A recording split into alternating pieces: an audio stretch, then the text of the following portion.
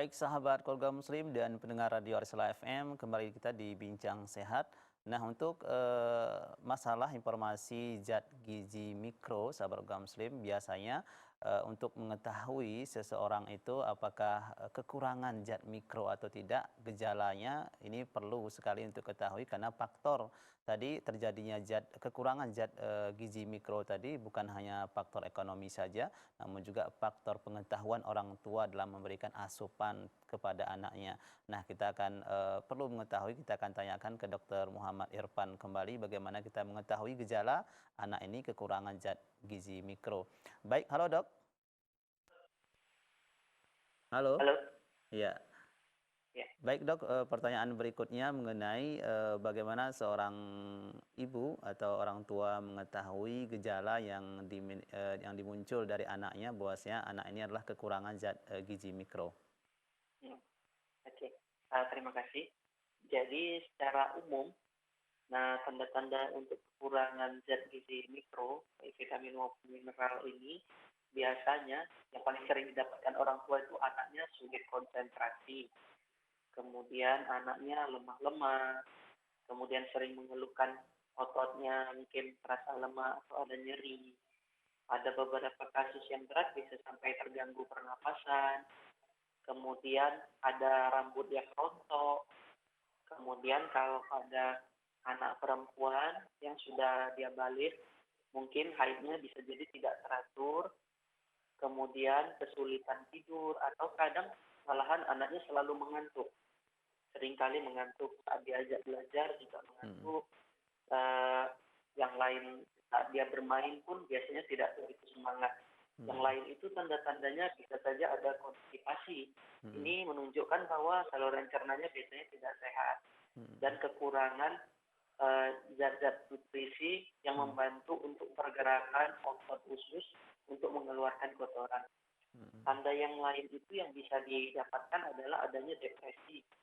Pada kondisi yang berat, Mm-mm. kekurangan zat yang berat itu biasanya anaknya sering koyong, bisa jadi sampai pingsan. Nah, Mm-mm. tanda-tanda lainnya itu biasa biasa saja ada rasa kebas di ujung-ujung jari. Mm-mm. Nah, itu kalau secara umum. Oke, apakah juga ada pengaruhnya terhadap perkembangan kecerdasannya juga, Dok, bila kekurangan zat gizi mikro ini? Ya, tentunya ada hubungannya seperti sebelumnya tadi sudah Mm. kita bicarakan juga, ada beberapa zat-zat mikro ini yang Mm-mm. memang dia sangat berperan untuk pembentukan otak, kemudian pengaruhnya terhadap perkembangan si anak. Mm-mm. Contohnya saja yodium. Iya. Yodium ini dia kan Mm-mm. penting untuk tumbuh kembang si anak. Kalau Iya. dia kekurangan zat yodium, Mm-mm. anaknya bisa jadi pendek, kemudian hipotiroid, bisa Mm-mm. gondokan, Mm-mm. kemudian ada pengaruhnya juga nanti bagaimana perkembangan si anak. Mm-mm. Kemudian selain yodium, zinc juga di sini berperan penting, Iya. zat besi, Mm-mm. karena dengan dia misalnya ada kekurangan zat mikronutrien, ini nanti akan berpengaruh kembali ke gejalanya tadi. Kalau misalnya dia sulit konsentrasi, Mm-mm. kemudian otot-ototnya lemah, Iya. maka si anak ini dalam masa perkembangannya, dia Mm-mm. akan kurang berkreasi. Dan dia nanti akan kurang mampu untuk menangkap apa yang harusnya bisa dia tangkap dari luar yang bisa dia Mm-mm. pelajari. Iya. Apakah itu dari rumah ataupun Mm-mm. dari sekolah, gitu.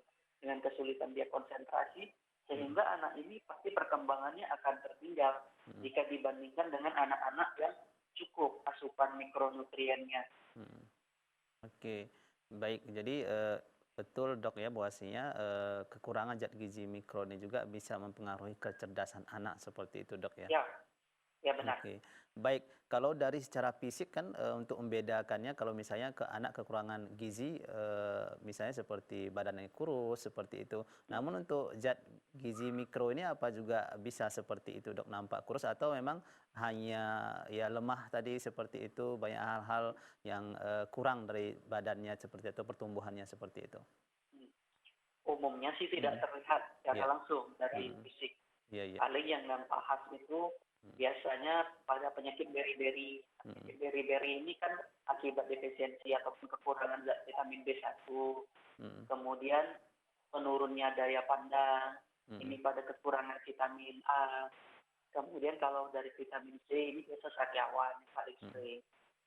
Kalau ada kelemahan pada tulang ini biasanya vitamin D Iya. ataupun dari besi juga bisa ataupun kalsium. Tapi kalau untuk dilihat secara langsung, nah Mm-mm. ini kemungkinan besar tidak bisa.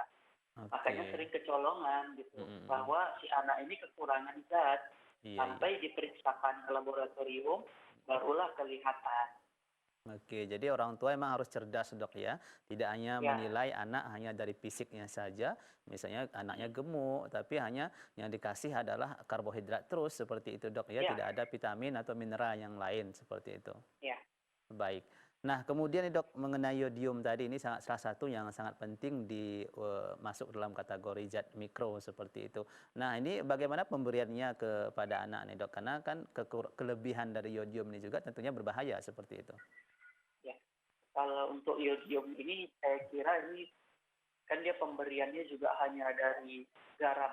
Mm-mm. Garam yang Iya. dimasak ke dalam makanan. Mm-mm.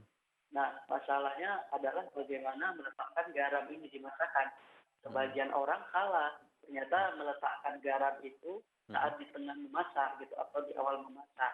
Dan ternyata yang benar meletaknya itu di saat masakan itu akan dihidang atau sedikit lagi akan matang baru diletakkan. Mm. Nah, Oke, disitulah yang oke. benar. Dan Iya, iya, iya. untuk masalah kadarnya ini sendiri, ini tidak bisa kita atur, akan tetapi penggunaan garamnya yang bisa Mm-mm. kita atur. Iya, iya. Itu batasan normalnya berapa dok? Satu hari itu misalnya berapa sendok teh makan seperti itu misalnya? Kalau Untuk untuk anak-anak ini misalnya dok? biasa bergantung kepada daerahnya masing-masing. Karena Mm-mm. tiap daerah kan akan berbeda-beda. Iya. Tapi umumnya dalam satu hari itu biasa paling banyak sekitar setengah sendok teh atau Mm-mm. 1 sendok teh. Oke, baik.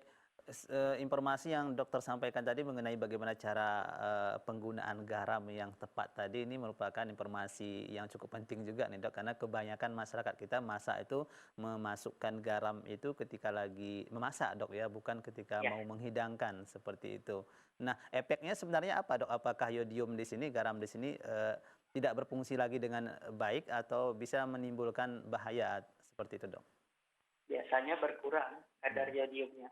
Oke, hanya berkurang kadar iodiumnya itu saja dok ya, iodiumnya. Ya, Oke, baik. Terima kasih dok. Kemudian dok mengenai bahwasanya untuk meningkatkan ya, bahwasanya bagaimana orang tua mengetahui untuk meningkatkan zat gizi mikro kepada anak itu apa yang harus sebenarnya mereka lakukan dok? oke. Nah, kalau untuk meningkatkan asupan tadi ya, Mm-mm. meningkatkan Iya. asupan zat gizi mikro.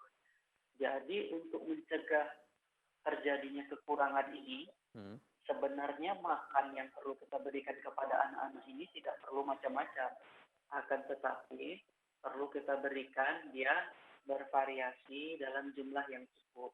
Mm-mm. Maksud macam-macam di sini bukan berarti harus seperti masakan chef di restoran ternama gitu. Nah, bahan-bahannya alami saja yang biasa yang mudah-mudah didapatkan sehari-hari.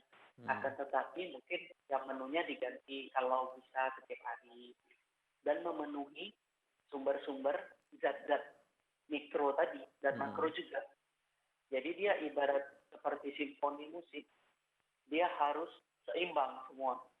Kalau simfoni musik itu kan kalau misalnya drumnya terlalu kuat itu juga tidak enak didengar.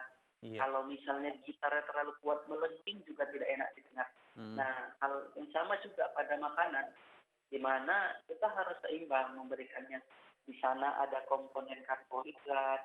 Iya. Karbohidrat ini bisa dari nasi, Mm. dari gandum, Iya. ataupun dari sumber yang lain penggantinya bisa jadi dari umbi-umbian juga bisa. Mm-mm. Dan harus ada protein di sana. Nah, dari protein ini sudah ada juga di dalamnya kan ada zinc, ada folat, ada Iya. zat besi, ada vitamin-vitamin dan mineral lainnya. Mm-mm. Kemudian ada lemak. Lemak ini juga harus ada. Mm. Nah, lemak ini bisa didapatkan dari sumber protein juga bisa. Seperti dari hati, dari daging itu sudah ada lemaknya. Dan Mm. yang lain-lain itu bisa dari minyak saat memasak. Itu sudah Oke. memberikan lemak. Mm. Untuk mikronutriennya sendiri ini sebenarnya sudah ada di dalam itu semua zat-zat yang tadi. Mm-mm. Akan tetapi yang jadi masalah dan sering menyebabkan defisiensi zat mikro ini Mm-mm. adalah pemberian makan yang eh, tidak tidak sempurna gitu, tidak lengkap. Iya, Nah, iya. Oke, tidak ada di menerapkan daerah kita pola gizi masing-masing seimbang, Dok ya. yang dia makan nasi misalnya Mm-mm. hanya dengan ikan asin atau Mm-mm. misalnya hanya dengan ayam saja Mm-mm. gitu, Oke. tanpa sayur-sayuran. Nah, inilah yang paling sering menyebabkan terjadinya defisiensi zat mikro tadi. Oke. Jadi kembali orang tua emang juga mempelajari bagaimana cara menerapkan pola gizi seimbang seperti itu, Dok ya. Bukan Ya, lagi 4 sehat ya, 5 sempurna, Dok ya. ya, benar. Baik. Baik. Kemudian, Dok, mengenai ini gejala untuk orang dewasa. Nah, tadi untuk anak-anak, Dok ya, bisa kita lihat karena ya bisa mempengaruhi kecerdasan juga, kemudian badannya Ya. yang lemah seperti itu. Hmm. Nah, untuk orang dewasa ini gejalanya seperti apa nih, Dok? Kalau kekurangan mikro zat gizi mikro maksudnya. Kalau untuk orang dewasa biasanya sama, kurang lebih seperti itu juga. Mm-mm. Yang paling sering didapatkan itu biasanya lesu ya. Kalau Mm-mm. orang yang dia sudah kerja, Iya. misalnya seorang pekerja itu dia akan merasa mudah lelah, Mm-mm. kemudian kerontokan rambut, jadi paling sering juga kadang-kadang Mm-mm. kita tidak sadar, kita gonta-ganti sampo, ternyata dia ada masalah di mikronutriennya. Kemudian ada konstipasi dan mengantuk paling sering. Mm-mm. Oke. Pada beberapa orang juga bisa terjadi Mm-mm. rasa jantung yang berdebar-debar, Mm-mm. kemudian depresi pada orang dewasa ini termasuk sering. Jadi Oke. dia lebih rentan terhadap depresi selain Mm-mm. karena masalah mungkin ada masalah psikososial yang lain, dia juga memang ada masalah di nutrisi. Mm-mm. Nah inilah yang paling sering. Oke. Ini misalnya, Dok, orang yang sering mudah sariawan seperti itu, mungkin dalam 1 bulan tuh bisa sampai Ah, 3 atau 4 kali sariawan seperti itu. Ini ya, juga menunjukkan kekurangan zat gizi mikro atau bagaimana, Dok?